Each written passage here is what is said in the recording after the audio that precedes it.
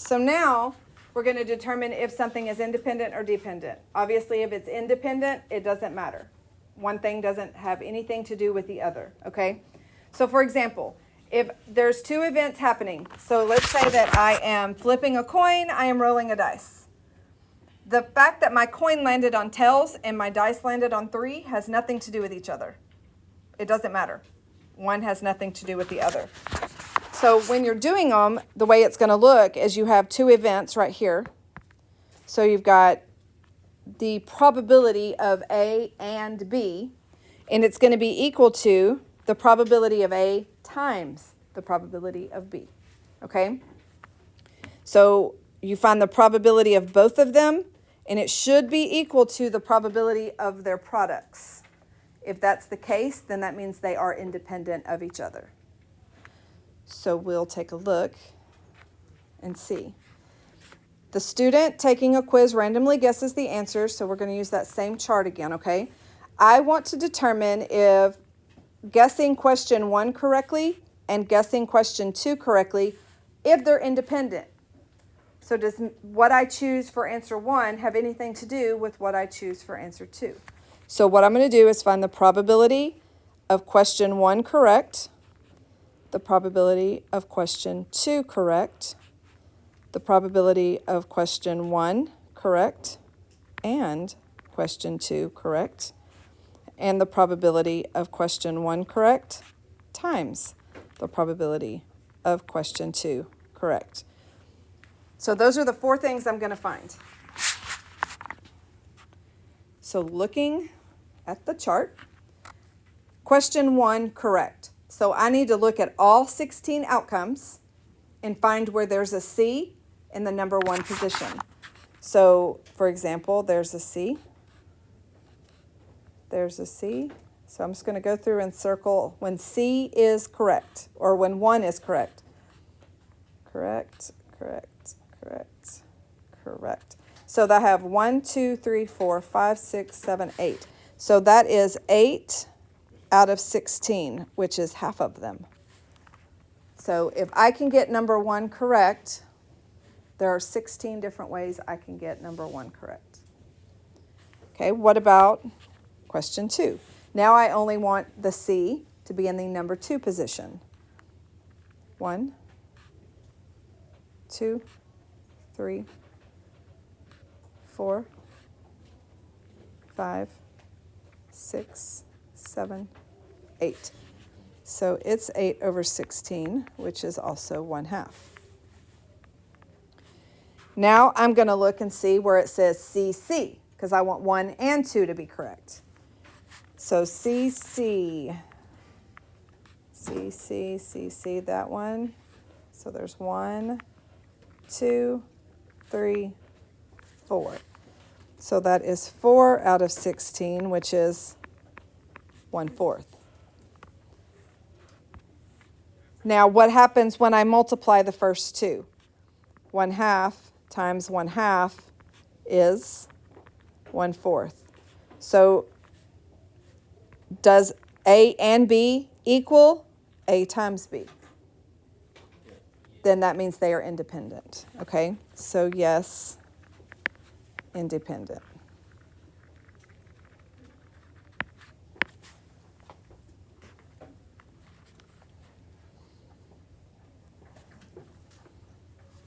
All right, we'll finish up and then we'll push pause. So here we are with the spinner again. This time it's 8 sections. The sections are all the same size again. So as a part of a board game, you need to spin the spinner, which is divided into equal parts. Find the probability that you get a 5 on your first spin and a number greater than 3 on your second spin.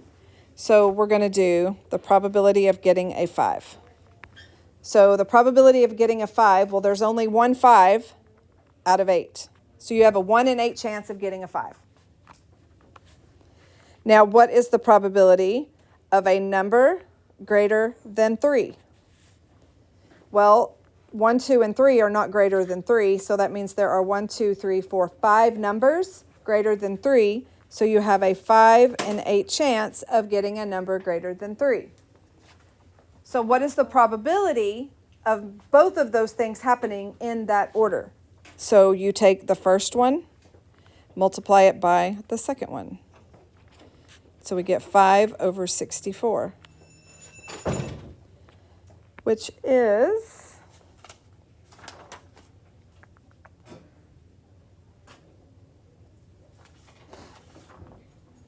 0.078,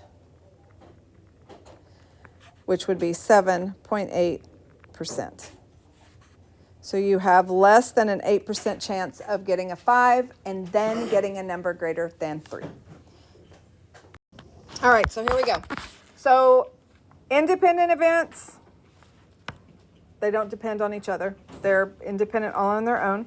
So now let's talk about what happens when the events are dependent, which means one event affects the outcome of the other event. So let's say that we have a bag of money. There are 20 $1 bills. There are 5 $100 bills. And what we want to happen is we want to reach into the bag and we want to draw a $100 bill on the first draw. And then we want to reach in and we want to draw another $100 bill because who wants just $1, right? So these are the things we want to happen. But why are these events dependent on each other? It says a bag contains 20 $1 bills and 5 $100 bills. You're going to randomly draw a bill from the bag and you're going to set it aside, which means you're not putting it back in. So now the number of bills has decreased. That is why that first draw affects the outcome of the second draw. Okay? So when it says to explain why this situation is an example of dependent events, it is because the number of bills in the bag will decrease. So the number of bills in the bag will decrease.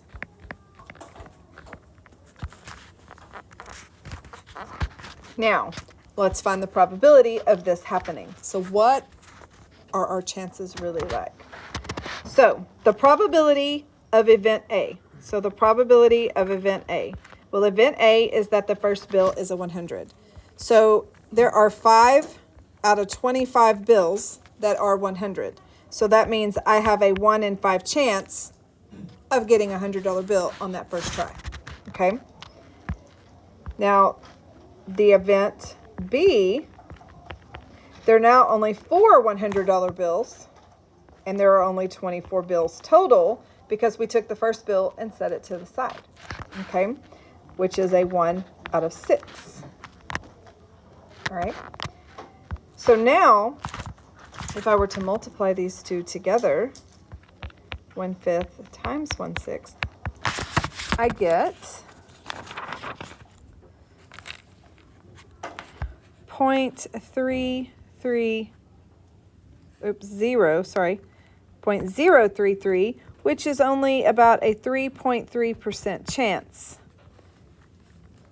of getting $200 out of this bag. So you have a better chance of guessing a 100 on a 4-question quiz than getting $200 out of a bag of 25 bills. So that's a dependent event? This is dependent because the first event, we didn't put it back, so it affected the outcome of the second. If one didn't have anything to do with the other, the denominator would not have changed. Okay? All right, let's finish this up. What about guessing a password? Okay, what if you had to guess a password? Well, if I told you that you needed to guess a 3-letter password and these were the only letters you were allowed to use, and you can use them more than once, what's the probability that you're going to pick the correct password? U. So you have the probability of Y, the probability of O, and the probability of U. So if I choose the letter Y, that is a 1 in 6 chance. But if I choose the letter O, that's also a 1 in 6 chance. because there's only one letter O out of the 6. And if I choose the letter U, that is also a 1 in 6 chance, meaning I have a 1 in 216 chance of guessing the 3-letter password. And guys, that's only choosing 6 letters. What if you had to choose a password out of all 26? It just went down a whole lot more, okay? So this is about 0046. So it is about less than 1%. So we're looking at a 0.5% chance. You probably have a better chance of being struck by lightning. Okay. Well, what if I wanted you to guess a 3-letter password again, but this time you could not use more than one? So here, this is an independent event. This one is going to be a dependent event. So to guess the letter A, that is 1 in 6. To guess the letter I, it's 1 in 5, because I cannot reuse. So once I use the letter A, then the number of letters left over reduce. And then E is going to be 1 out of 4. So if I take and multiply these, that is 1 out of 120, which is a better chance than if I get to replace. So this is 0083, which is about 0.8%. Still less than a 1% chance.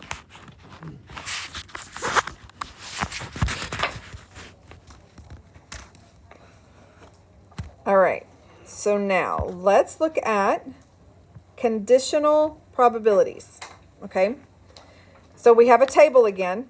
So when you have a table like this, you have to find all the totals, okay? So we've got college soccer players. So how many college soccer players are there? There are 73,763 college soccer players. How many basketball players? 59,865. Now, how many male athletes? Because they could be soccer or basketball. And that is 69,103. And female athletes? 64,525. So you want to make sure you're finding all of it, okay? So now, what is the probability that you're going to randomly select a college soccer player that is female? Okay, so I need the number of female soccer players divided by the number of soccer players, because the bottom number is your pool. Okay, that is the pool you are choosing from. So I want to know, out of all the soccer players, how many are female? Does that make sense? So you've got 64,525. Oh, nope, I lied. I want just females. So I want just females, not all the females, just the female soccer players. So this is 36,523 over all the soccer players, which is 73,763, which is 0.495. So we're talking a 49.5% chance of picking a female soccer player out of all of the soccer players, which, think about it, the number of male and the number of female are pretty close. Those two numbers are pretty close, which means it's probably going to be about half and half because the numbers are close, okay?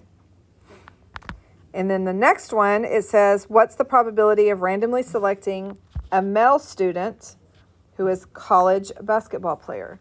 So we're going to take the number of male basketball players divided by the number of male students, because I want a male student from the basketball players. So I'm going to randomly pick.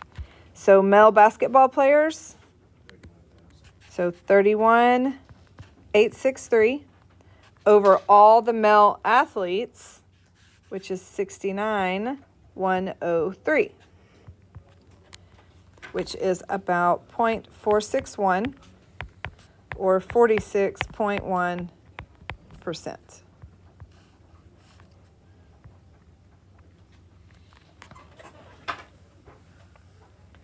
So you have to pay attention to the wording here, okay? So one of the categories will be the pool that you're choosing from, and the other one will be the specific pool you want from the major pool, okay? All right, so let me wrap this up. So